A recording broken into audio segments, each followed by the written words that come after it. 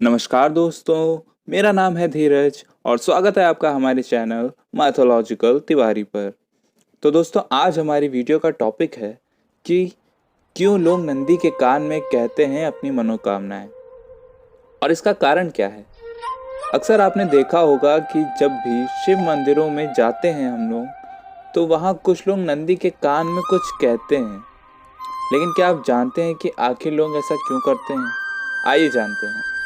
इसके पीछे की मान्यता है कि भगवान शिव तपस्वी हैं, वे समाधि में लीन रहते हैं।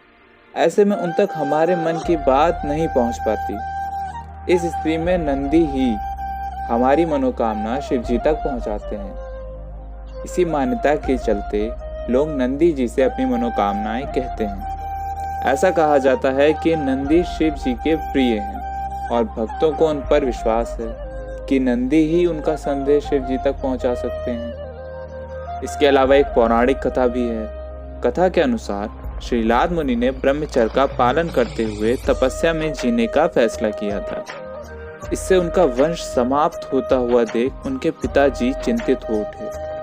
उन्होंने श्रीलाद को वंश बढ़ाने के लिए कहा, परंतु तप में व्यस्त रहने के कारण श्रीलाद गृहस्थ आश्रम को अपनाना नहीं चाहते थे। इसलिए संतान की कामना के लिए उन्होंने भगवान शिव को तप से प्रसन्न किया और जन्म और मृत्यु के बंधन से मुक्त एक पुत्र का वरदान मांगा। भगवान शिव श्रीलाद मुनि की कठोर तपस्या से खुश होकर उन्हें एक पुत्र वरदान में दे दिया। कुछ समय बाद खेती करते वक्त श्रीलाद मुनि को एक बालक मिला, जिसका नाम उन्होंने नंदी रखा। अब उस बालक को बड़ा होते देख भगवान शिव ने मित्र और वरुण नाम के दो मुनि श्रीलाद जी के आश्रम में भेजे, जिन्होंने नंदी को देखकर यह भविष्यवाणी की कि उनका पुत्र नंदी अल्पायु है। अब जब नंदी को यह मालूम हुआ तो वे महादेव की आराधना से मृत्यु को जीतने के लिए वन में चले गए। वन में उन्होंने शिव का ध्यान आरंभ किया। उनकी भक्ति को देखकर भगवान शिव नंदी के तप से प्रसन्न हुए और वरदान दिया कि वत्स नंदी, तुम मृत्यु और भय से मुक्त अजर और अमर हो। भगवान शिव ने गणों और वेदों के समक्ष गणों के अधिपति के रूप में नंदी का अभिषेक करवाया। इस प्रकार नंदी नंदेश्वर हो गए। बाद में नंदी का मरुतों की पुत्री सुयशा के साथ विवाह हुआ। भगवान शंकर ने नंदी को वरदान दिया कि जहाँ भी उनका निवास होगा वहाँ नंदी जी भी विराजमान होंगे। कहते हैं कि तभी से हर शिव मंदिर में नंदी की स्थापना की जाती है। साथ ही ऐसा कहा जाता है कि अगर अपनी मनोकामना नंदी के कान में कही जाए तो वे आपकी मनोकामना को शिव जी तक जरूर पहुंचाते हैं। भक्तों को यह विश्वास भी रहता है कि नंदी उनकी बात शिव जी तक पहुंचाने में कोई भेदभाव नहीं करते और वे इस शिव जी के प्रमुख गण हैं। इसीलिए शिव जी भी उनकी बात अवश्य मानेंगे।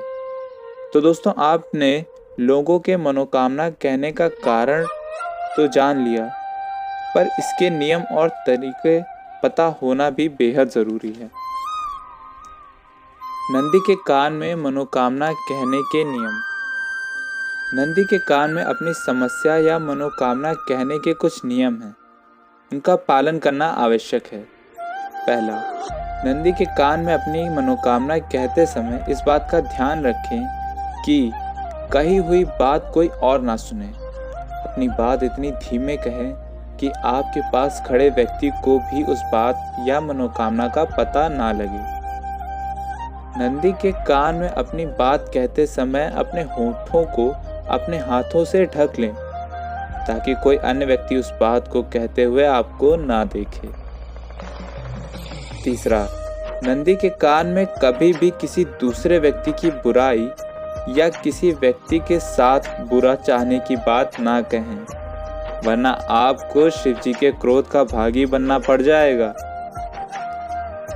चौथा, नंदी के कान में अपनी मनोकामना कहने से पूर्व नंदी भगवान का पूजन करें और मनोकामना कहने के बाद नंदी के समीप कुछ भेंट अवश्य रखें। भेंट में धन या फल भी रख सकते हैं। पांचवा, अपनी बात नंदी के किसी भी कान में कह सकते हैं। लेकिन उनके बाएं कान में अपनी मनोकामना कहने का अधिक महत्व है। तो दोस्तों, अगर आपको हमारी वीडियो पसंद आए तो लाइक करें, कमेंट करें और इसी तरह धर्म से जुड़ी जानकारियों के लिए चैनल को सब्सक्राइब करके बेल आइकन दबाएं, जिससे आपको हमारे चैनल की सारी नोटिफिकेशन सबसे पहले मिले। धन्यवाद।